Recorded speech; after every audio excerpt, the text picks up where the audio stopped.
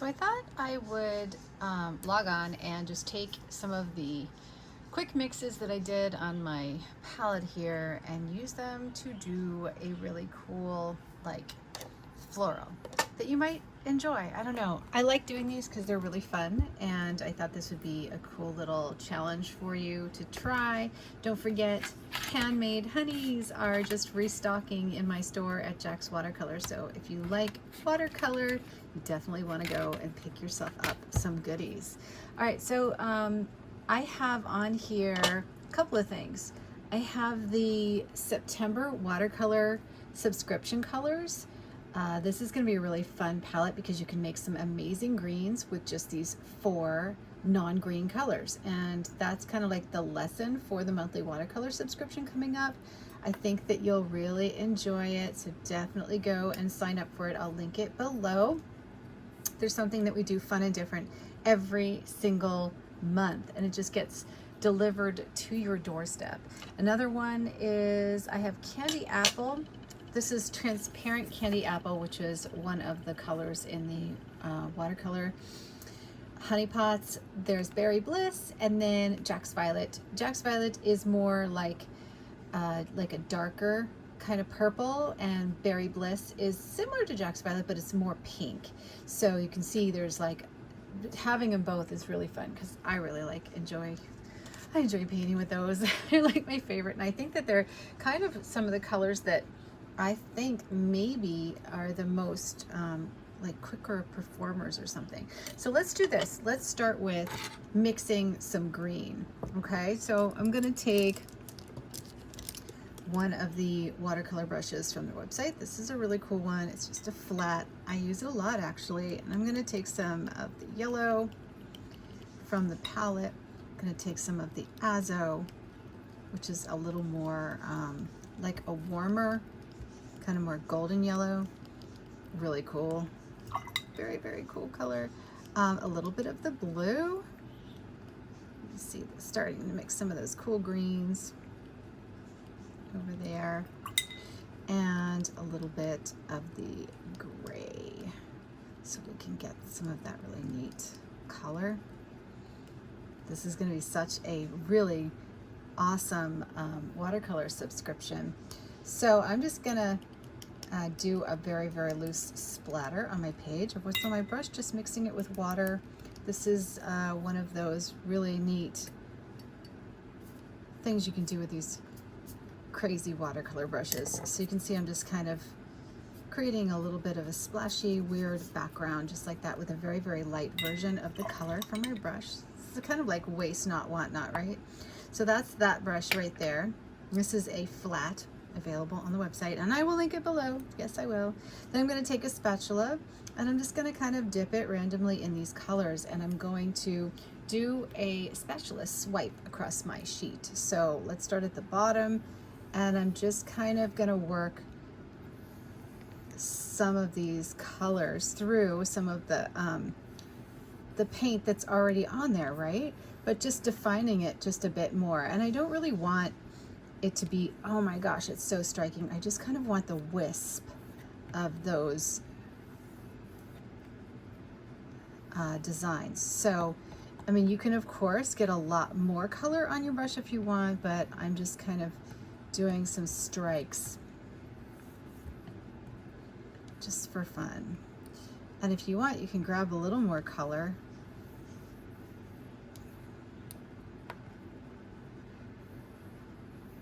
But again, I don't want it too pronounced. I just want it very natural. And I'm just gonna kind of bring this up, dip it in my water, just to bring different levels of the color out, just like that.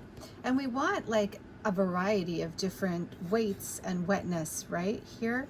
And then we're just gonna kind of drag some of the color crosswise. And that will be like background noise, almost like the start of some leaves. Incidentally, I do have watercolor classes on a lot of this stuff, so if you want more videos like this and you just want to explore your creative energy every day for like 20 minutes, just go take my watercolor classes. I think they're so much fun, and you know, they're kind of geared so that you don't have to invest a ton of time while you're learning. and they're just really easy, fun things that I've figured out that you might really enjoy in all kinds of things, like from sketchbook classes to get you started to botanicals, even some landscapes. And I'm actually working on a botanical journal class right now that it's in pre-launch mode right now. So you see how I just kind of went crosswise with my tool. You can do this with a brush, you can do this with any tool. I like the randomness of tools that leave just marks, and they call this in art mark making. Okay, so see, I just kind of delivered a lot of that stuff, right? So now let's take some of the weird little colors on my spatula. They're kind of like all dried and cakey, so I'm going to, let me show you what this looks like. No? I'm gonna dip it in my water. It's right here, dip, dip, dip. And it's got quite a bit of water on it. You can see, right? It's not dripping necessarily. Oh, dripping a little bit, but we can take some off. And then we're just going to like kind of place some flowers just randomly, and I'm just gonna lay down some of that drippy color. You can even like just splash the color on. I don't know if it's probably not drippy enough, but you can splash the color on and then develop it. And you want a mix of dry areas but also even some wet areas. See how like it expands, right? And if you like the idea of those wet areas, you can even take a spray brush and, you know, develop it out. So there's that. So that's some of the color. Let's take a little more of the other color. So I'm gonna come over here and I'm gonna dip it in some of like the more pinky version and spread that around. And the idea is to just get enough into these little puddles, little tiny puddles. And you'll get a feel for this if you do this a few times over, you know. I think right here, because this is where some of the water is. And I want it kind of spread out like that. Okay, good. So just set that down over there. Then I think I'm even gonna take some of this really cool candy apple because it's so bright, you know? So we'll just wet our spatula and lay it down in some of these areas. Not all of them, maybe just a few. And maybe just by itself as well. Mix it in with some of the other color. Okay, so there we go. So now let's see what we're gonna do here. I'm gonna take the new brush, the new red brush that I just got in. I love these. These are wash brushes, but they're quills. So they have a really great point on them no matter what size you get.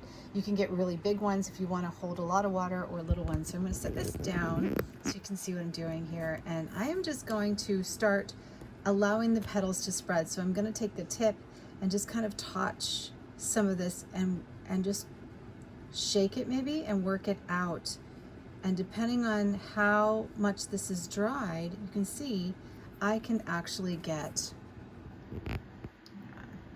And if you're wondering what paper I'm using, this is one of the new postcard papers that I just got. I sent it out in the August watercolor subscription set, and it is 100% cotton.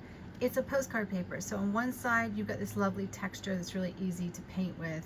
And on the other side, it actually has no texture. So you can do ink, you can write on it, you can watercolor on it too if you want. It's more like a hot press, you know? So I'm just kind of evolving these out. You can see, right? Because we can always add more color later. Like I can take some of this color that I have in this little dot here, and I can just randomly let it spread out. But what we want is we want kind of very gentle marks, nothing too crazy, just like that. Cool, huh? So maybe we'll go over here and we'll take some of this red, get a little water on my brush, and I'll come over here and just spread this out. And it's just as easy as that. I'm just laying down my brush. I find that if I don't, like just kind of on smaller sheets of paper, I find that if I don't completely lay down my brush, it's more random. So depending on what the brush is looking like when I do set it down, that is what I go with. So that was like the more purpley area. And if you feel like it's too defined, you can go back with a sponge or a cloth and then just kind of cut out with it and then go back in and scrape in some of those little nice little areas. It's hard when I'm holding the camera. I need to hold down my thing here. So I'm going to use a spatula just to kind of scrape in some of that lovely, beautiful color in the center. And then I can just kind of wisp it with that tip. This is a great brush because it holds so much paint and water that I really can just do all kinds of effects with it. I can do dry brushing, I can do whatever I want. This area, I'm gonna just kind of wet my brush and flip my card around. And what I want is I want a smear kind of look, just a smear, a smudge. I'm gonna do a smudge over here. Just lay that brush down real quick, just like that, just a smudge. Because we don't want everything to be, perfect. We want some of these to be very washed out. So I'm just wetting my brush and I'm doing some random smudges just to smudge this color in. And then some, I can actually lead out a little bit more, just like that. And remember, if you don't want a lot of puddling and you want to kind of control it more, you can do that and then go back in after it dries. Here, let's bring this into this one here, and we're going to just pull this. This is pulling this out.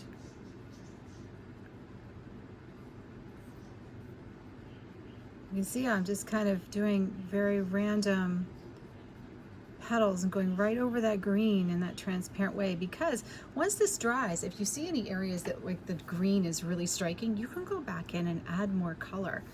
You know, that's really pretty. Look at this. Random, just very, very quick pulls of the color out until you get a shape that, you know, you like. Here, this brush just will go on forever. Isn't that great? Maybe just a little something here. And again, you can also let these little puddles dry and keep them rather strict, you know? But once you have this kind of filled in like you like it, I'm just gonna break this up a little bit. Then just stand back and look at it and just be like, okay, what else do I want to do? Is this it? Is this it? Like, are we happy with the way this looks?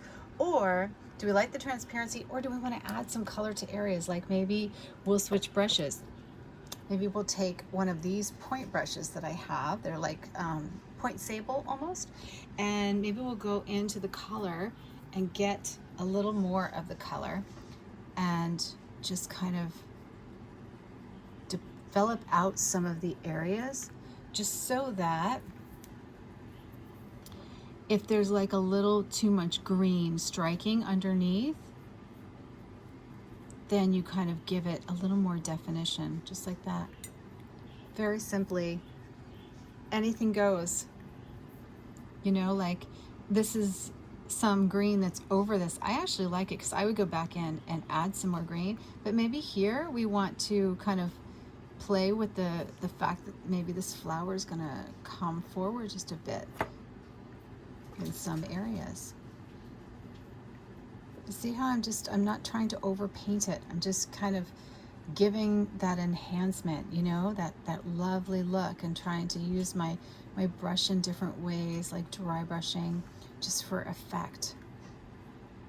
I love it. I think it is absolutely just such a gorgeous way to make something very striking for a card, or, you know, for anything that you want to do with your florals, because you really do play with that transparency a lot, especially with my watercolor. I don't know what kind of watercolor you use, but I love both granulation and transparency. So with mine, you kind of have a mix of being able to do a lot of both. You can lay it on a little more thick and get that heaviness, or you can do more transparent layers, and you can layer them together I don't really have any colors that are going to turn muddy on you, because you can always, I have like some savior colors built into my watercolor collection, where if your mix does get a little muddy, you can always throw in a little lagoon blue, and the blue lagoon stuff will save any mix. So you definitely won't ever get stuck. So I'm just going back in, and you see how I'm just kind of like adding a little more strikes of color into some of the damp areas. But again, I want this particular piece to just be very soft and kind of muddled a little bit, so that you can kind of, it's soft and you can see it. I don't really want to go back in with the green on this piece, because I really like the fact that it's very, very light and pastel-y. All right, what do you think? Isn't that fun to do? So it's very like loose, very exciting. It's going to be different every single time. And then don't forget at the very end to always sign your work, because you're going to be giving this to some lucky friend of yours and maybe writing a personal message on the front once it's dry, or on the back. And we have the waterproof pens that are dual-sided pens that I love so much. Those are still available on my website, and I just restocked them. So I'm going to put a little signature right here. And that is it, my friends. I hope you enjoyed this tutorial. I used the new red wash brush. This is such a great brush. I used a pointed round from my website. This comes in the gold barrel, but then also comes in the gunmetal barrel that we just got in, and I used the flat as well. Those were really, really fun brushes to use. And don't forget a watercolor permanent ink. And the best thing about the watercolor permanent ink is it is completely waterproof right away. I mean, I just did that. You don't even have to wait for it to dry. It is permanent. So it's great to do all kinds of fun things like this one, which is an ink and wash that I recently did in another video. Have a great day, and if you decide to buy one of my watercolors, come over to Jack's Watercolor and check out everything we've got going on. It's really fun. Bye, guys.